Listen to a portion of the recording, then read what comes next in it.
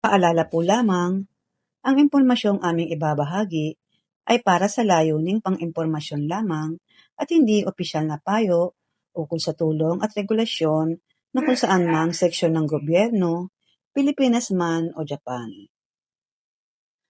Pagsusurrender ng overstay sa Japan at proseso ng pag-uwi sa Pilipinas.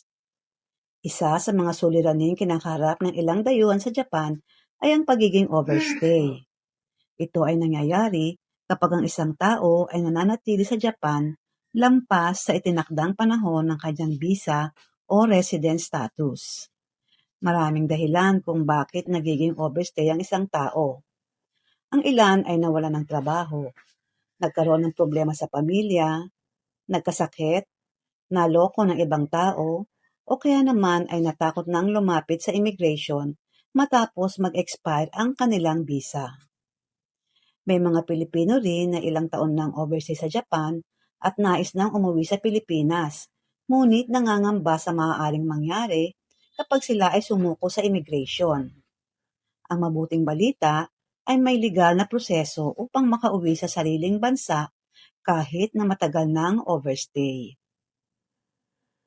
Ano ang kahulugan ng overstay?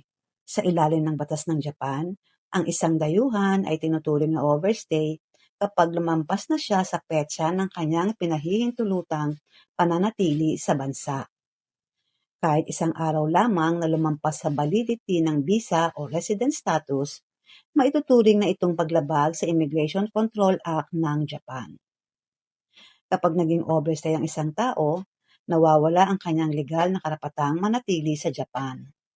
Maaari rin siyang maharap sa deportation proceedings kapag natuklasan ng immigration ang kanyang kalagayan. Ano ang dapat gawin kung nais nang umuwi? Kung ang isang overstay ay nagpasya ng umuwi sa Pilipinas, ang pinakamainam na hakbang ay ang kusang pag-surrender sa immigration. Mas kilala bilang Immigration Office. Ang kusang pagsuko ay nagpapakita na ang tao ay handang sumunod sa batas at makipagtulungan sa mga otoridad.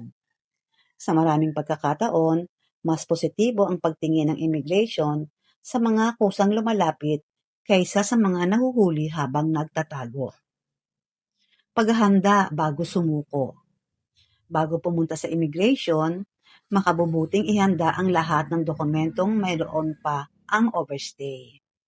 Kabilang dito ang passport, ang residence card o SARIO card kung mayroon, lumang visa records, birth certificate kung kinakailangan, at mga dokumentong nagpapatunay ng pagkakakilanlan. Kung nawala o expired na ang passport, maaaring humingi ng tulong sa Philippine Embassy o Consulate upang makakuha ng travel document na magagamit sa pag-uwi sa Pilipinas. Ano ang mangyayari sa Immigration Office? Kapag nagtungo na ang overstay sa Immigration Office, karaniwan magkakaroon ng interview o investigasyon. Maaaring itanong ng immigration officer ang mga sumusunod. Kailan nag-expire ang visa? Ilang taon nang nag-overstay? Bakit ka nag-overstay? Saan nakatira? Paano kumikita o nabubuhay sa Japan? At kung may pamilya sa Japan. Mahalagang magsabi ng totoo sa lahat ng katanungan. Ang pagbibigay ng maling impormasyon ay maaaring magdulot ng karagdagang problema sa proseso. Posible bang makulong? Isa sa mga pinakamalaking takot ng mga overstay ay ang posibilidad ng pagkakakulong. Sa katotohanan, hindi lahat ng overstay ay nakukulong. Maraming kaso ang dumadaan lamang sa deportation procedures, lalo na kung kusang sumuko ang tao at wala siyang ibang kasong kriminal. Gayunpaman, ang bawat sitwasyon ay magkakaiba. Ang desisyon ay nakasalalay pa rin sa immigration authorities batay sa kabuuang kalagayan ng kaso. Ano ang detention center? Sa ilang pagkakataon, maaaring ilagay muna ang overstay sa Immigration Detention Center habang inaayos ang kanyang deportation o pag-uwi.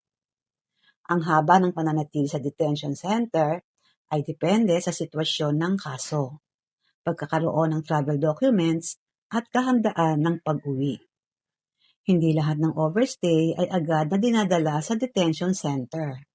Ngunit, mahalagang malaman na isa ito sa mga posibleng bahagi ng proseso. Sino ang sasagot sa gastos sa pag-uwi? Karaniwang, ang overstay mismo ang sasagot sa gastos ng kanyang plane ticket pauwi sa Pilipinas.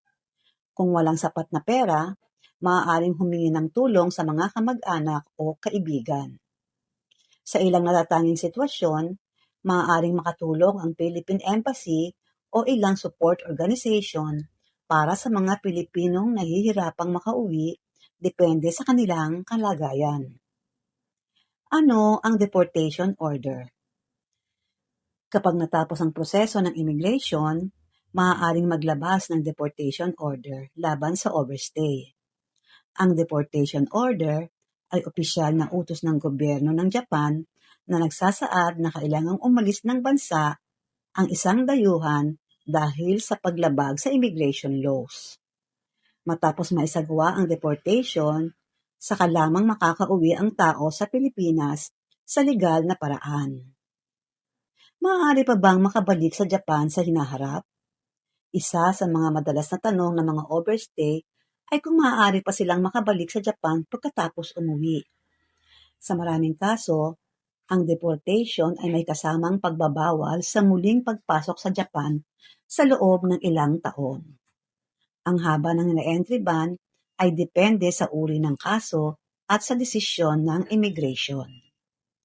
Dahil dito, mahalagang pag-isipan ng mabuti ang sitwasyon at sundin ang lahat ng legal na proseso.